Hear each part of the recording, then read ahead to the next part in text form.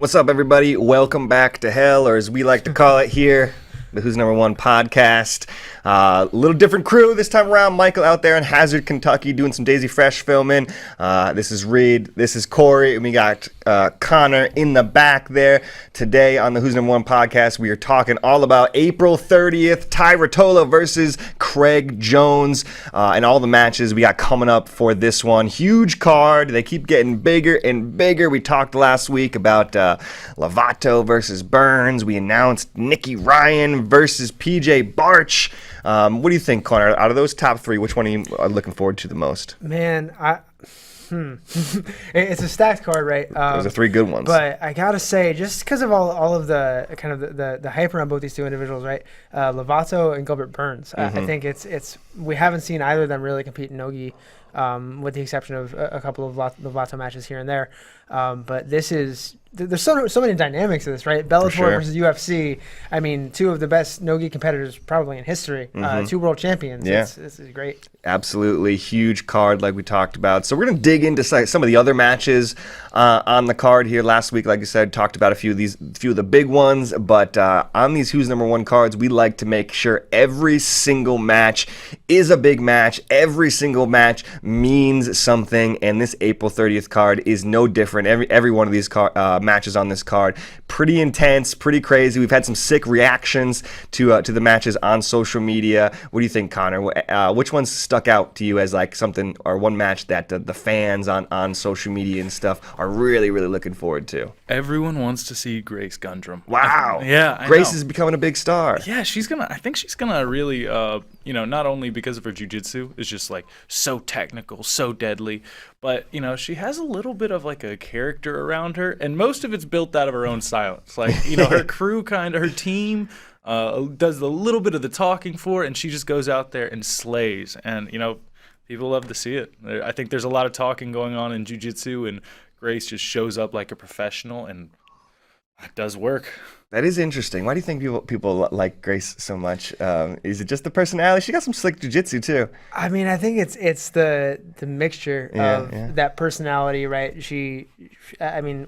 We've famously been told that she doesn't study her opponent. She usually doesn't know who her opponent is or what they do, and yet she has just this insanely detailed perception of jiu-jitsu, and she backs it up by not talking about it or frankly very much at all. Yeah, she reminds me of a little bit, of course, of kind of like the Meow Brothers, in that the Meow Brothers have this huge social media presence, but they really don't feed into it at all or anything like that. They just kind of post a picture here and there. They're very quiet, humble people, just like Grace, but the jiu-jitsu community cannot get enough of that type of persona, just like the quiet, reserved, absolute killer.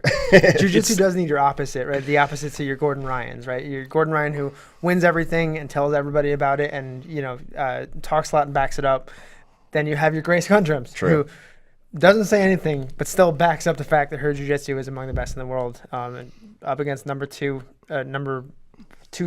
or three, Jessa Khan, right? Yeah. She's going to need it. Yeah, exactly. Like you said, so Grace on the card here as well. Seemed like a lot of people excited about her. She had a match on, what was it, two Who's Number Ones ago? Three Who's Number Ones ago? I forget. They just seemed to pile up. But she had a great match there with Misa. You remember that one, Connor? Maybe you can refresh the fans' memories. What happened in that match, if you remember? If you didn't see it, obviously both women went out there and went to war. But, Misa, she has shown in the last... in the last Who's Number One and this most recent performance at, I believe it was EUG, she's shown she's not only world class, but she is at the top of world class. And when she went up against Grace Gundrum, she showed that again. I mean, on the Who's Number One stage, it's no different when, Maisa puts on a gi or takes it off. She's an absolute savage. Grace wasn't able to get the victory on that one, but obviously we wanted her back. She put on an awesome performance, and she's always going for the subs. And any athlete that comes out to the Who's Number One card and is always looking for subs, always looking for ways to finish somebody, always bring him back. Yeah, we want him on there for sure. So Grace took a tough match there in Misa. Really close match, I think. Especially looking back after this weekend on that Grace match, it was a really close technical match. Some say that one could have gone either way as well. But this time she's matching up with the California AOJ prospect, or I guess she's not really a prospect anymore. She's here, established. We had her on the last Who's Number One against Danielle Kelly. I think we even have a little clip of some of the jiu-jitsu from Jessa at the last Who's Number One here. But this is a great matchup. Both these girls, very elite. You can see Jessa had a great performance last time at Who's Number One against Danielle Kelly here. This is one of her standout moments, this knee bar attempt. But you've been watching Jessa closely for a little while. Corey, what do you think about this matchup here, Jessa versus Grace? I just want to say quickly, looking at both Grace's and Jessa's Who's Number One debuts, I was impressed by both of them for different reasons, right? We'll start with Jessa, up against number 7 ranked Danielle Kelly. And, we sometimes expect AOJ to play a kind of campy style until they get going. Yeah. Jessa did not stop attacking, right? It was triangles, knee bars, guillotine. I mean, she Danielle really couldn't, get out of defending. Right. She just had to defend. And she tried to hit Danielle with everything. To Danielle's credit, she was able to come out unscathed, right? Jessa won, but Danielle never submitted. And then if we look just a couple months back at Grace's Who's Number One debut, up against not just one of the best in the world, but definitely the best strawweight in the world. She kept it close the whole time. I mean, it was kind of a controversial decision. I think it went the right way, going for Misa, but to keep it close enough that people could question who won is impressive in itself. Yeah, absolutely. We hadn't seen Grace on the big stage quite like that ever before. She's done some EBIs and whatnot, but I feel like it was a really big stage. To have kind of all the lights on you. Who's Number One? It does feel a little bit different. I feel like than just kind of like a normal competition, and so I'm very curious to see how Grace was going to kind of respond under those lights. But I thought she performed really well. I loved, she was I think she was the more aggressive fighter in the match with Maisa there. She kept running back to the center. She was aggressively passing. She was aggressively trying to make something happen, and I think Maisa just was able to kind of pop off a few positions to get the win there. But yeah, like you said, can't come away from that match not being impressed with what Grace did. Love this matchup. These 3 girls, are going to be at the top of this weight class, I think, for a long time, or 4 girls. So I think we'll see them kind of interchange throughout the upcoming years, and this is like the start of a great probably rivalry. Or these 2 girls have faced each other before, right? Yeah. So it's funny, we were talking about this on the Grappling Bulletin podcast on Monday. They face basically every 5 years, which is insane. They're 18 and 19 years old. they had a match at like a Naga or something when they were 9 and 10 years old. Wow. Jessa won that one, I think. They had another match when they were 14 and 15 or around there. Grace won that one in overtime. It was an EBI match. And here they are again. So they have a long history already, and I think it's just getting started, really. We keep calling guys like Lovato and Burns veterans, but here we have girls who've been doing jiu-jitsu 10+ years already in Grace and Jessa. I mean, these 2 girls are veterans already, especially on the Who's Number One stage here too. I'm curious. What do you guys think, or how do you guys measure these 2 competitors up in relation to their match with Maisa? I mean, we just saw them both pretty much within the last few months. Obviously, it's different. One was a gi match and one was a no-gi, so I don't, you get into this jiu-jitsu MMA math, it'll never work out. But I was curious, after seeing what you saw this weekend, does that play a role in how you're going to make your picks this time around? I really think, especially in this weight category, gi and no-gi are apples and oranges. Mikey Musumeci would disagree with you. I guess so, but I think if you take a look at Mice's performance against Jessa just last weekend in the gi, she looked dominant in the last couple of minutes of the match, but it's really tough to measure, especially if you look at their previous match. Jessa was able to launch a couple of attacks against Maisa before I think she got submitted. I think this is an entirely different animal in no-gi, and no better example of that than look at how much Jessa's game changes from gi to no-gi, and use Danielle Kelly as an example. Her no-gi game is very attack-oriented, And I think we're going to see an entirely different Jessa against Maisa in that potential matchup.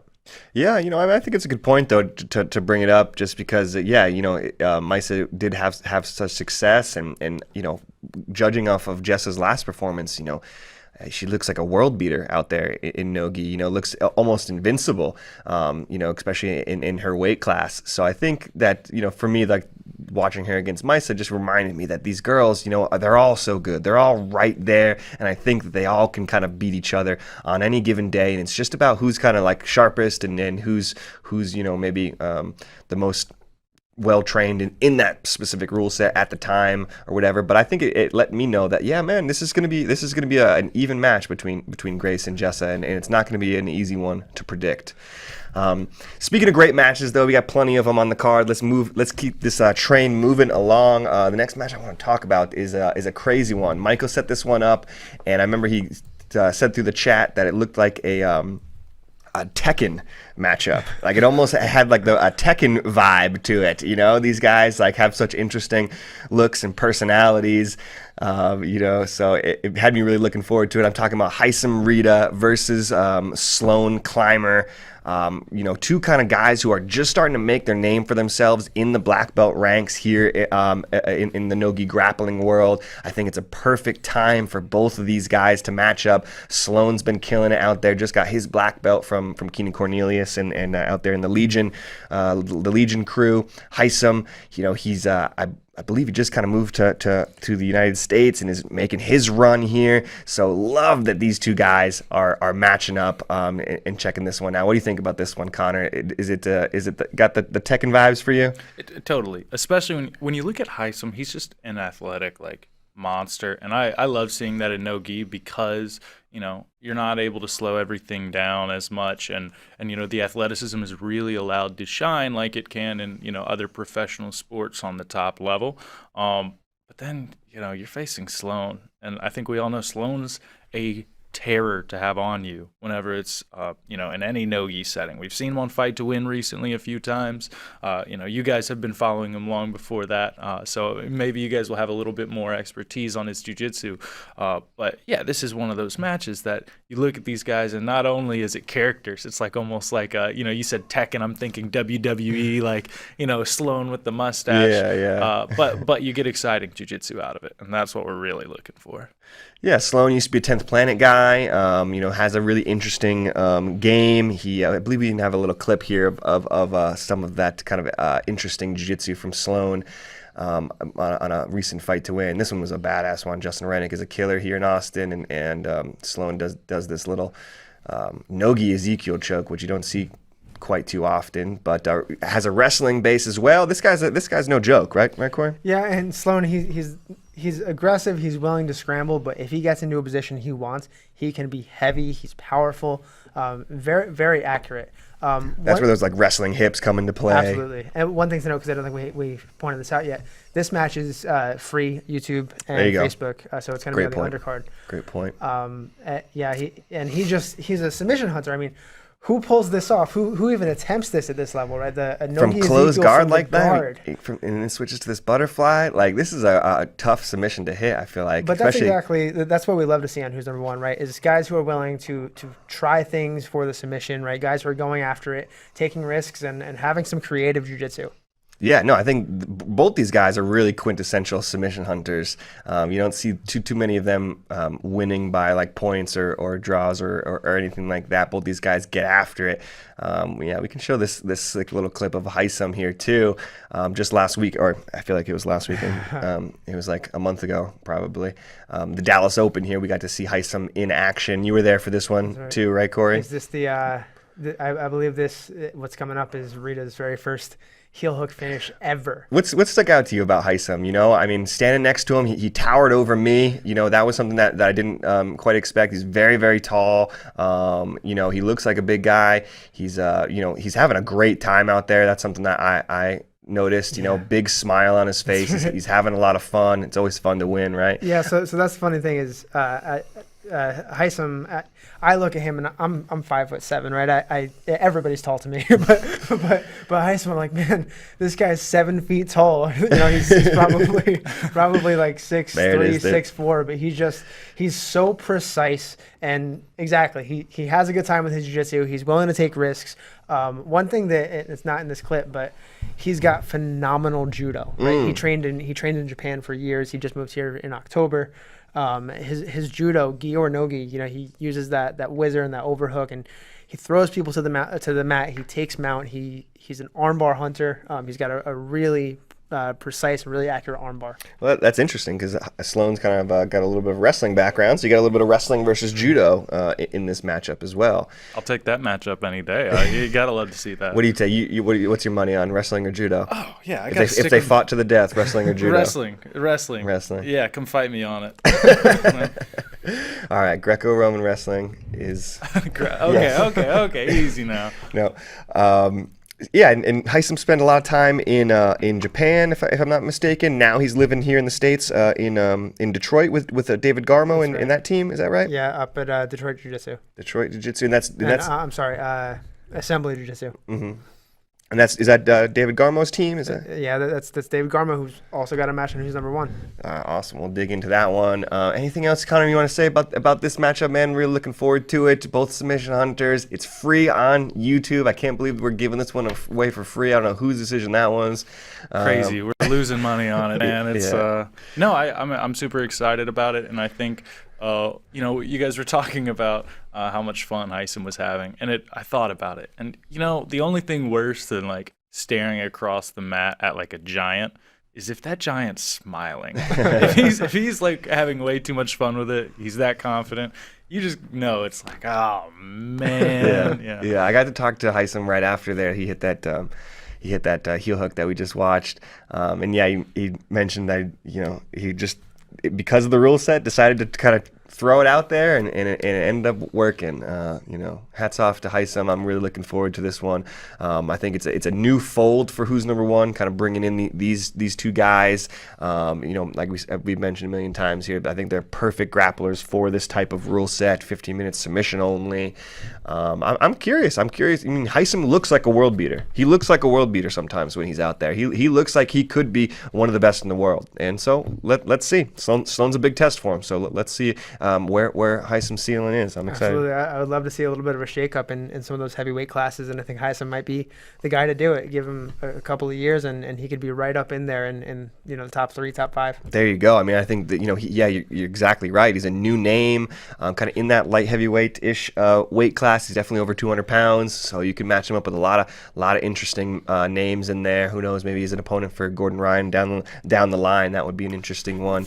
But let's move it down on the line here. We mentioned David Garmo, who's coming out with Heisom as well to be taking on the Daisy Fresh Kid, Andrew Wiltsey. Another interesting matchup here. Andrew had a great win last time versus PJ Barch, the 10th Planet wrestler, who's going to be back taking on Nicky Ryan. But this time, Andrew Wiltsey taking on David Garmo in another kind of like, Garmo known as a little bit of a leg locker.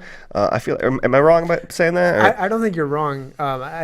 He's got a great leg lock game. His knee bars are sharp. Mm-hmm. But I think people might recognize him a little bit better for his guillotines. His chin strap is fierce. Gotcha. Yeah. He has that like high elbow thing. Does he do that or? Yeah, I mean he was showing us. He was in town a couple weeks back. He was showing us some of his guillotine finishes. Shades of Hinger in it for sure. But he definitely has guillotines from everywhere. And he'll follow it up. But we have a clip here of some of one of Garmo's guillotines from, I think it was no-gi pans. But you'll see he's aggressive, and he'll follow it up. He'll switch from the guillotine to a Dars to an anaconda back to the guillotine. Once he gets on the neck, he sees blood. That's something that Hanger is so good at, and I'm sure David is good at this as well, is that just relentless attack on the neck to the guillotine, where they never stop attacking, whether it's, they switch from arm in guillotine to high elbow guillotine to darces to anacondas. They're always, there's a really good just like cycle of attacks that these guys go through in their guillotine, and they're so relentless. They never let it up. And then he kind of finishes just without the arm in and any. What a nightmare position to be in with that man wrapped around your neck. Do you wake up sometimes in the middle of the night like, yeah, from like really bad rolls where I just I wake up and I'm like already chin down and everything. There's a teddy bear or something. That's the Mikey Moose rescue anyway. What do you like about this matchup here, Connor? You've watched, of course, Andrew Wiltsey. I'm pretty sure you're familiar with David Garmo as well. What do you see happening in this one? I think it comes down to how Garmo can deal with Andrew Wiltsey's guard. And I'm not sure many people in the world know how to deal with Andrew Wiltsey's guard right now. He's very fluid. I see Garmo really hunting that neck like he has in his more recent competitions where he's just latching on and never letting go. But I think in order to do that, that means he kind of has to dive past Andrew and just like cinch on it. If that is the strategy he goes with, it's going to be an exciting match because, at that point we got someone flying around Andrew Wiltsey, opening up a lot more so that he can get into his game. There's no way this one isn't exciting. Andrew can wrestle too, so who knows? It could be on the feet for a minute there, and he could try to be snatching some guillotines from the feet because Andrew sometimes does like to wrestle. He does have a good wrestling game. Absolutely, he did back away from it with PJ, and I think maybe that's because PJ is so good at wrestling. He kind of knew better. Absolutely. I think that will be a interesting path towards victory for Garmo, and I would like to talk to Andrew before his match because, I think during our promo shoot, he's always one of the most fun people to work with, and he's very aware of what his game plan is, and he is not getting off it. It's an interesting matchup. Sometimes a lot of people can be secretive about their game plan or about what they're trying to do or about, kind of like what they're planning to pull guard or to wrestle or to go after the legs. Or, some people can kind of hold those cards close to their chest, and not reveal that type of thing. But Wiltsey doesn't care. Who knows? Like, Wiltsey is going to tell you exactly step A, step B, step C. Like, he's going to go down the line. This is exactly what I'm going to do. And you're going to try to stop it, and you're not going to be able to stop it. Right. And there's a degree of awareness in the the consequences of each move, right? Because, okay, I'm going to attack with this. And if he does this, I'll do that. And if he does that, I'll do this. And to have that much awareness of your game plan going in, I mean, just think about how much he studies and how much he drills this. The one thing that's exciting me about this match going in is Wiltsey can sometimes be a little bit cagey if his opponent is also cagey, right? If his opponent is not willing to try and blast past the guard, Wiltsey's never going to open his guard up. He knows he's safe. He knows he's in a good position. Garmo he can inch past the guard, but he's much more willing to fly over the top for a Kimura or a guillotine. That's what I like about Garmo. He doesn't mind if he's on top, on bottom, if he gives up a sweep, if he takes the sweep. Like he's good everywhere. He can go everywhere. That's what I've noticed watching Garmo. He doesn't really care top, bottom, neutral. Right, and the fact that Garmo will be full throttle at this means that we'll get to see Andrew Wiltsey at his best, right? We'll get to see him open up, and hopefully we'll see a little bit more action than we got out of the PJ Andrew match, where they were just both a little bit more respective of each other's game. And we didn't see much of PJ in guard. Andrew kept coming up, and they would wrestle, and PJ kind of a very good wrestler. So he would kind of nullify those exchanges. I don't think David's going to be as keen to wrestle or to fight off those sweeps. It is a submission-only tournament. The sweeps really, in the grand scheme of things, don't mean too much. So getting swept, I think David will be fine with that. He'll be fine to play guard. He'll be fine to hunt the legs. He'll be fine to kind of hunt guillotines from the bottom and stuff like that. So I think we'll see a lot of jiu-jitsu in this match. A lot of top, bottom, a lot of different stuff. So that excites me to see. I'm hoping we get to see Andrew pass too, because Andrew has some lightning passes. Man, that dude's a killer. His passing game is definitely something to be studied. Right? Yeah. He does a really good job of pressuring in, and then as soon as you think, okay, I know what he's doing, he starts blitzing. Big one. I do want to get to kind of one of our big matches here that I'm really, really excited about on this card. It was supposed to happen at the last Who's Number One, and a last-minute dog attack out of left field. That was a shark attack, I think. It was a shark attack or a dog attack or something. Exactly, I forget. But freak accident, had to remove Cade last minute from the card, unfortunately, last month. We rebooked it for this one, April 30th. I'm talking about Cade Rotolo versus Ethan Crelinsten. Some say the most controversial match in Who's Number One history. They threw down last year. It seems like ages ago, to be honest now. They had a great match on the Who's Number One stage in Dallas when we were doing them up there for a second. A non-stop match. Is that safe to say that these two like literally didn't stop grappling for 10 minutes straight? It was one of the more exciting matches of the night. Yeah, I mean, they both have endless cardio, and you need no better example than this match. I mean, they were constant attacks. Cade had a nice couple of Kimura and straight arm lock attacks at the beginning of the match, and then Ethan just went on and on with leg entries and back attacks, and it almost rolled off the mat about a dozen times, right? But they kept fighting. Exactly. Super exciting matchup. So this one we rebooked it.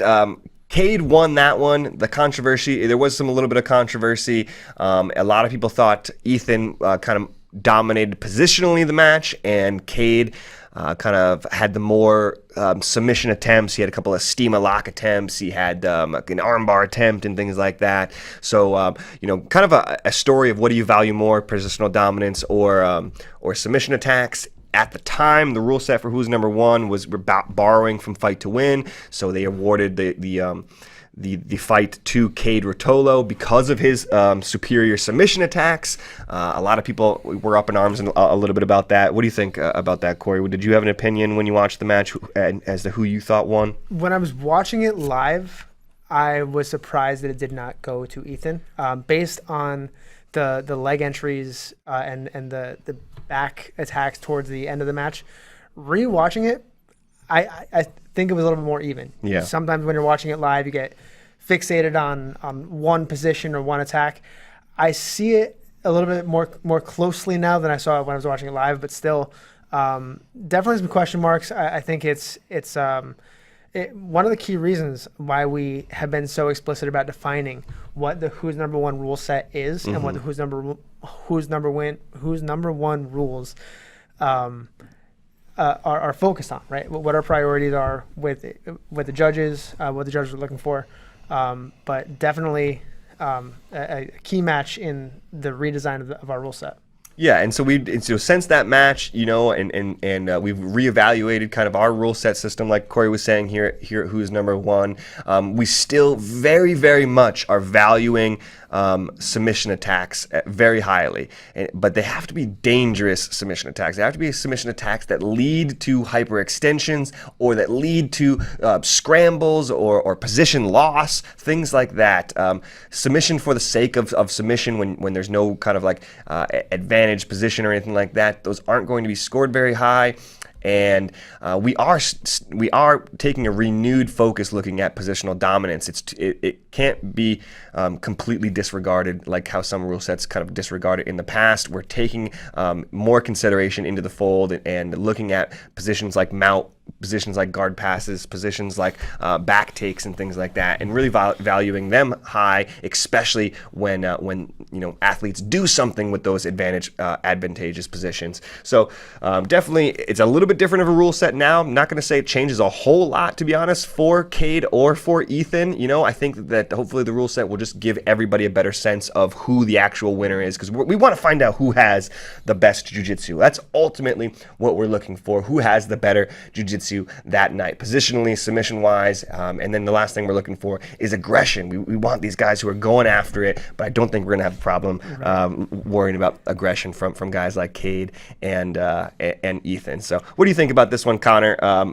You watched the first match. What stuck out to you in the first match? Do you think it's going to be very similar this time around? Do you think things are going to be changed up a lot? What are you feeling on this match? I think that really comes down to what Cade shows up, honestly. I know Corey had talked about a few question marks around the match. And for me personally, the question marks were the armbar attempts.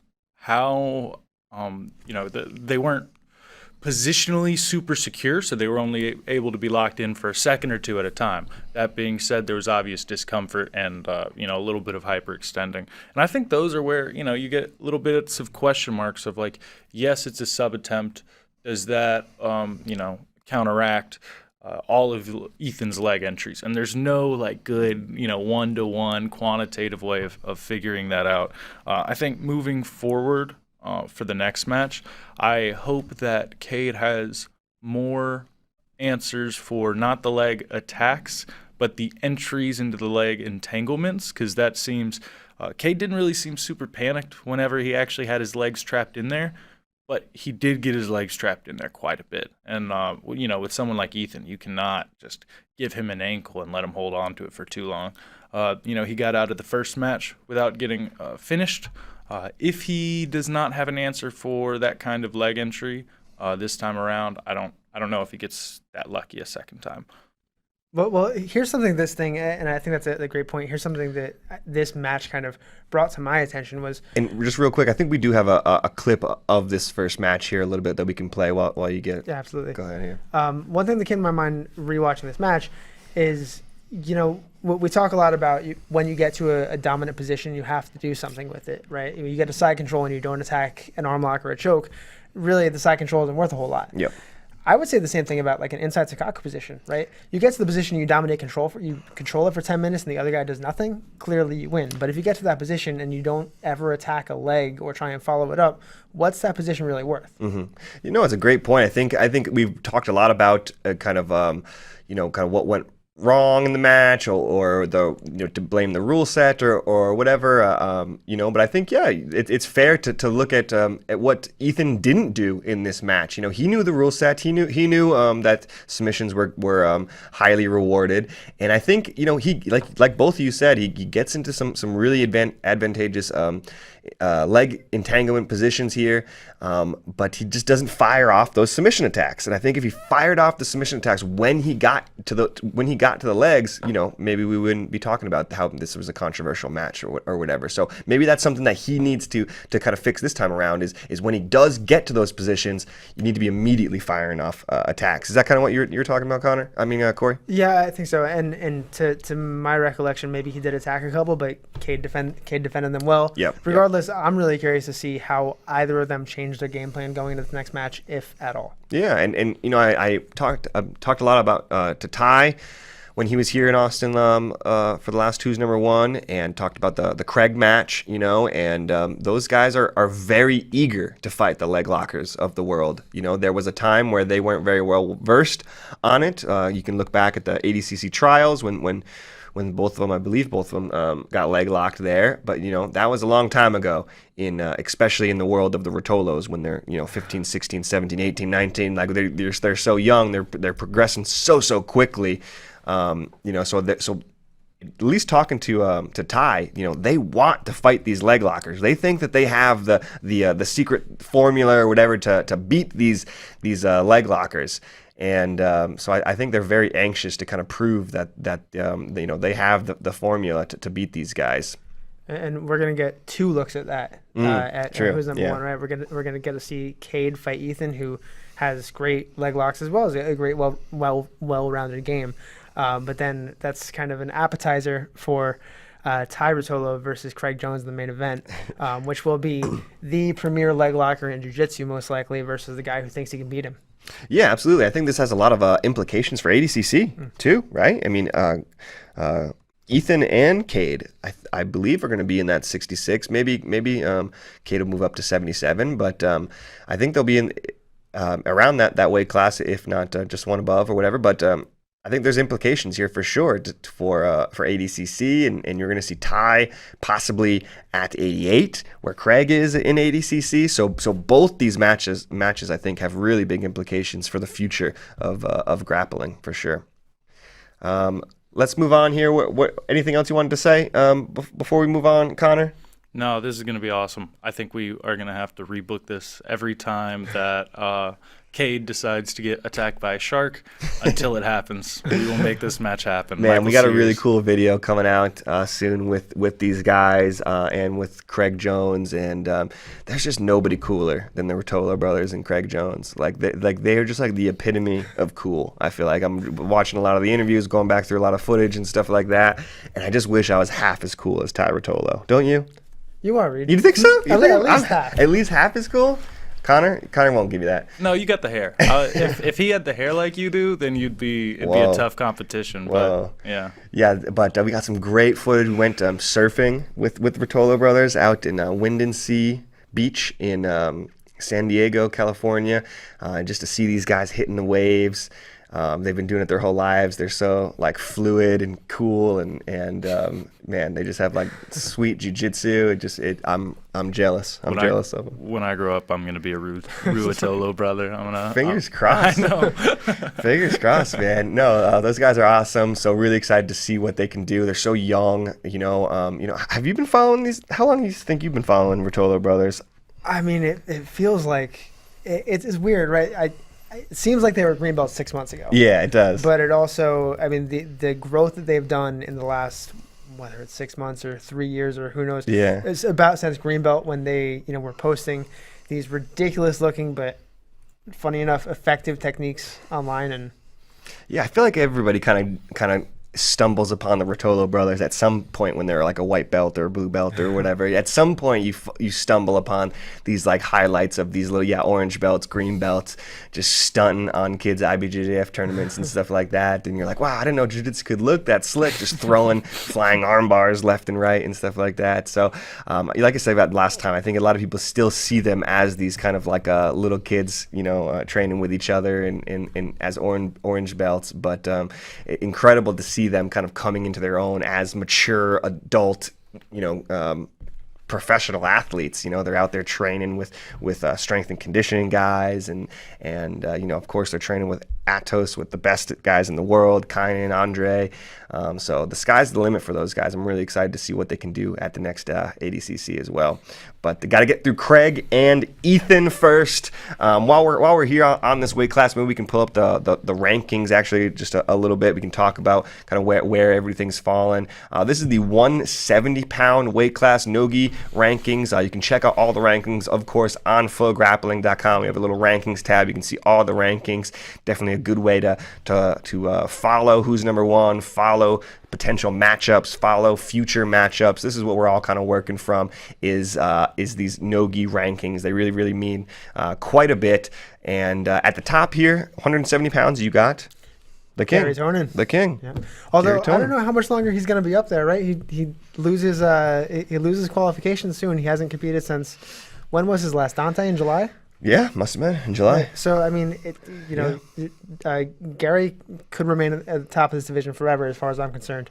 Yeah, I did see that recently. I forget where I saw it. I'm not sure. It was on his social media or somebody else's social media that one championship looks like they're talking about putting together a fight with him and Tan Lee there for the title soon. And it's great to see him doing well in MMA. Right, he's still undefeated.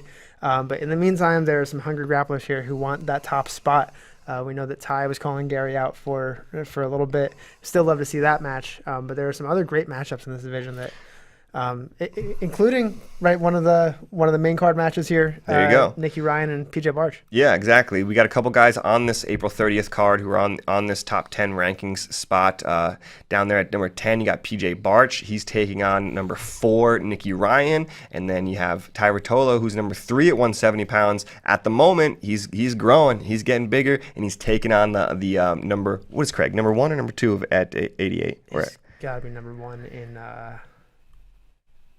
in 205. In 205. He's number 4. He's number 4. Okay, so Craig's right there. He's coming up and is of course silver medalist at ADCC. So Ty taking on him. Who knows? We could see Ty leave the weight class and go up to 88. So hard to see there. But let's take a little look here. Number 4, number 10. You surprised to see number 4 taking on number 10, Connor? I am. I think it's a little bit of a testament to how scary Nicky Ryan is. He's still young, so he has a little bit of that, people see him as almost the prodigy still, despite him being a grown man, and no one wants to lose to the young guy. I think PJ stepping up is huge. If you're the number 10 spot and you get the shot at the number 4, even if you don't come out with the victory, if you look good, look competitive, make it a close match, you're raising your own stock, and I think PJ's one of the guys that goes in there every time looking for the win. He's not accepting second best. This is exciting to me. Yeah. I think we're going to run into a problem, though, in this division that DDS takes up 3 of the top spots. So, matchmaking without putting team versus team will become a little bit trickier as they continue to take up the higher ranks. Yeah, for sure. Anybody who thinks PJ doesn't have a chance to win this one, they don't know what they're talking about. So let's speculate a little bit. PJ Barge wins this matchup here with Nicky Ryan. Where does he go from here? What do you think, Corey? It's tough to rush him, right to number 4. He can't replace Nicky Ryan in that position, but I would say, I'd put him at least 7 or 8. I'd still like to see some of these matches, right? PJ versus Johnny Tama or Oliver Taza. Although I definitely want that PJ versus Ty Rotolo win or loss. Yeah, it's a scrambly fun match. Absolutely. For sure. Yeah, give me. Okay, so Oliver Taza called out Renato Canuto, not in any disrespectful way, obviously, but after who's number 1, he said, "Hey, you're next in line. Like, let me work my way up the ranks." And I still want that match to happen, but if Nicky Ryan loses to PJ, then I think we get him in that mix with Renato Canuto, Oliver Taza. Like Corey said, I think Johnny Tama is a really fun one, especially giving Tama coming off of the very close loss to Oliver Taza. I think there's a lot of opportunity for movement up at the top ranks if PJ can pull off something explosive this week or on April 30th. I said this weekend. I'm too excited. I know. I keep thinking, right? They just keep piling up. But it's Renato Canuto. I believe Renato's the only name up there we haven't seen on the Who's Number 1 stage, right? I guess John Combs. If you count the Andrew Wiltsey there, John Combs match, I'm not sure if that was technically on Who's Number 1 card or if it was on the Fight to Win card, I forget. But John Combs is another one. But I think we got to get Renato into the fold here. He had such a great run there at Kasai, had those great matches with Wagner. Of course, had the backflip pass against Jason Rao. This guy's an exciting guy. I think he could match up. Man, could you imagine Renato Canuto versus Nicky Ryan? I like that match, but let's also, I'm thinking this. Let's do John Combs and Canuto, get them both on and fill out that 170 division, get them all a Who's Number 1 record. There you go. Yeah. I love it. This is a stacked division. We haven't seen Dante in a little bit, so hopefully we get to see Dante out back there on the Who's Number 1 stage soon. This is a huge weight class. Who do you want to see Dante against? Man, I don't know. We saw him against Gary recently. I'd like to give that a little bit more time. We saw him against Renato, I believe, at Kasai. I think that was during the those two have a Grand history.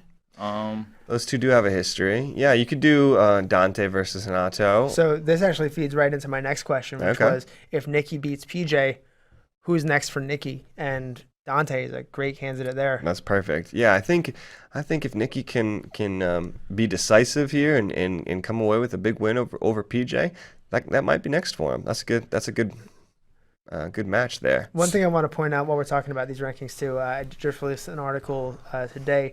So PJ, when he fights Nicky, is going to be the very first person to have fought Gordon and Nicky. Wow. He fought Gordon back in 2016. He's got Nicky coming up. So that'll be the first, but I don't think he's the last. There's a bunch of guys in 185 that Gordon has fought that I think are prime candidates for Nicky. Where did he fight Gordon? It was Subspectrum, I believe, in 2016. Gotcha. I think it was Gordon's second match as a black belt. Wow. Interesting. How much different did Gordon look? 20 years old and 175 pounds, so substantially different. Yeah. Gotcha. Yeah. It's been crazy to watch Gordon ascension from where he was 5 years ago to where he is now. It's just mind-blowing to see what he's been able to do. It's crazy. Speaking of facing both Ryan brothers, we still haven't seen the Roberto-Nicky Ryan fight, and I know that one's on that's the exciting. table. Bound to happen eventually, though. Yeah, that one is. Hopefully we get Roberto back in here. I believe Roberto's ranked at the 185-pound weight class there, so just the weight class above this one. But yeah, I'm hoping we get to see Roberto back in the mix very soon. Always one of my favorites. You guys know that. He's a killer. He's got to beat some people up in MMA though. We'll give him a little break and let him go take some scalps for us. All right. Well, there you guys go. April 30th. Huge matches on the card. Heisom versus Sloan we talked about. Jessa versus Grace. Lovato versus Burns. Jones versus Rotolo. Wiltsey versus Garmo. Did I already say that one? Plenty of matches. It's huge. We got Sears versus Crane is also on the prelim card here. It's free on YouTube. And a little bit of insider information here, actually, before we go. We just released the tickets for April 30th, I believe. You can now buy tickets on FloGrappling.com. I believe you can get the link. Is that right, Connor? Go to our Instagram. Go to the link in our bio. We'll hook you up. So link in bio. Buy some tickets right now. Rotolo versus Craig Jones, April 30th. It's going down right here in Austin, Texas. It's the first time we're having fans. I promise you, if you can be here in Austin to check this event out, you are going to want to check this event out. There is nothing better than a Who's Number One of my favorite events I've ever done here in Jiu-Jitsu. So really excited for April 30th. Big matches on the card. We'll be back next week with some more Who's Number One craziness, and looking forward to that April 30th event. We got Corey, Reed, Connor. Thanks, guys, for watching, and we'll see y'all next time.